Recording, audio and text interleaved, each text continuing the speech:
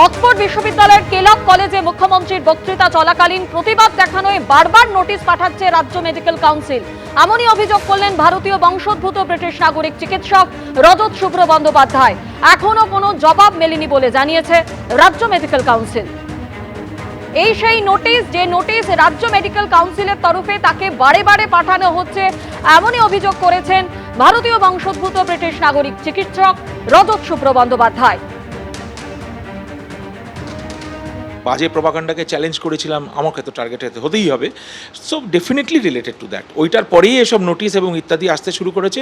আমি এটা ছিঁড়ে ফেলে দিয়েছি, কারণ আমি not affiliated to West Bengal medical council, আর আমি এখানে প্র্যাকটিস করি না। আর ইংল্যান্ডে প্র্যাকটিস করি কি না করি সেটা that's none of your business. তাই জন্য আমি ওটা উত্তর দেওয়া দরকার মনে করিনি। রজত শুভ্র বন্দ্যোপাধ্যায় তিনি যে অভিযোগ করছেন যে বারে বারেই তাকে নোটিশ পাঠানো হচ্ছে রাজ্য মেডিকেল কাউন্সিলের তরফে, ভবানীপুরের এই চিকিৎসকের বাড়িতে যাওয়ার পথেই বাধার সম্মুখীন হন বিজেপি রাজ্য সভাপতি সুকান্ত মজুমদার। আর আপনাদের সামনে এই মুহূর্তে দেখাচ্ছি রাজ্য মেডিকেল কাউন্সিলের সেই নোটিশ, যে নোটিশ বারবার এই চিকিৎসককে পাঠানো হচ্ছে বলে তিনি অভিযোগ করেছেন। সরাসরি আমাদের প্রতিনিধি ঝিলম করঞ্জাই রয়েছেন একেবারে রজত শুভ্র বন্দ্যোপাধ্যায়ের বাড়ির সামনে থেকে। এর আগে আমরা ঝিলম দেখলাম যে সুকান্ত মজুমদার তিনি তার বাড়িতে যাবার পথে বাধার সম্মুখীন হলেন, পুলিশ তাকে আটকে দিয়ে, যে তুমি একেবারে চিকিৎসক রজত শুভ্র বন্দ্যোপাধ্যায়ের বাড়ির সামনে রয়েছো, সেখানে প্রচুর পুলিশ মোতায়েন করা হয়েছে এমনটাই জানা যাচ্ছে। কি ছবি দেখতে পাচ্ছ এই মুহূর্তে সেখানে? একদমই, তোমাকে জানাবো যে রজত শুভ্র বন্দ্যোপাধ্যায় এই চিকিৎসক, যিনি ভারতীয় বংশোদ্ভূত বাঙালি এবং তিনি ইউকের রেসিডেন্ট, তেমনই তিনি জানিয়েছিলেন আমাদের সঙ্গে সাক্ষাৎকারের সময়। তিনি যে বাড়িতে থাকেন সেই বাড়িটা একদম সাংসদ অভিষেক বন্দ্যোপাধ্যায়ের ঠিক বাড়ি লাগোয়া।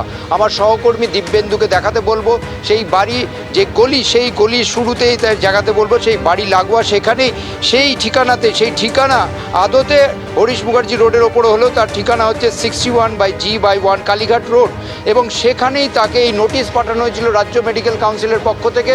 বলা হয়েছিল যে তিনি যে বিদেশে প্র্যাকটিস করছেন সেটা রাজ্য মেডিকেল কাউন্সিল, ইন্ডিয়ান মেডিকেল কাউন্সিলকে জানানো হয়নি। তার যে উন্নততর যে কোয়ালিফিকেশান আছে অ্যানাস্থেশিয়া, সেটাও জানানো হয়নি। এই বিষয়ে মেডিকেল কাউন্সিলে কমপ্লেন এসছে, সেই কারণে তার থেকে জবাব তলব করা হয়েছে। জবাব দেওয়া হয়নি তেমনটাই মেডিকেল কাউন্সিল থেকে জানানো হয়েছিল। যে প্রশ্নটা তুমি করেছিলে সেই প্রশ্নের উত্তরে যাব।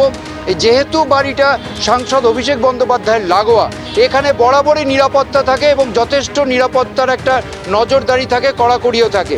এই মুহূর্তে যে সুকান্ত মজুমদার আসবেন, তিনি আসবেন বলার পরে আমরা দেখতে পাচ্ছি পরিস্থিতি এখানে ফোর্স বেড়েছে, নজরদারি আরও বেড়েছে। সাধারণ মানুষের যে যাতায়াত করার সেটার ওপরেও কিছুটা নিয়ন্ত্রণ করা হচ্ছে, তবে পুরোটাই যে থামিয়ে দেওয়া হয়েছে তেমন না। যানবাহন যাচ্ছে, তবে নিয়ন্ত্রিত হচ্ছে এবং নজরদারি করা হচ্ছে। আমার যে সহকর্মী দিব্যেন্দু যে পুলিশের আউটপোস্টটা দেখাচ্ছে ঠিক তার পাশে যে কমলা রঙের বোর্ডটা দেখতে পাচ্ছ, সেই কমলা রঙের বোর্ডের সোজা গেলেই যে বাড়িটা, সেই বাড়িটা হচ্ছে রজত শুভ্র বন্দ্যোপাধ্যায়ের পৈতৃক বাড়ি। প্রায় 200 বছরের পুরনো এই বাড়ি। তিনি যেমনই দাবি করেছিলেন, আমরা যখন সাক্ষাৎকার নিয়েছিলাম, সেখানে তার মা থাকেন, স্ত্রী থাকেন, তিনি ব্রিটিশ নাগরিক এবং এখানে ভারতে এসছেন কাজের জন্যে।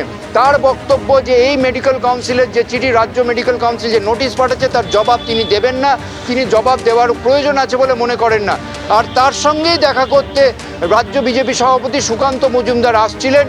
সুকান্ত মজুমদার কেন্দ্রীয় মন্ত্রী, তাকে তারপর পূর্ণ সিনেমার সামনে আটকে দেওয়া হয়। তবে তারপরে এই ঘটনার পরেই পরিস্থিতি কিন্তু এখানে দেখতে পাচ্ছ নিরাপত্তা যথেষ্ট বেড়েছে, নজরদারিও বেড়েছে, নিরাপত্তা জোরদার করা হয়েছে। ঝিলম, তুমি আমাদের সঙ্গে থাকো।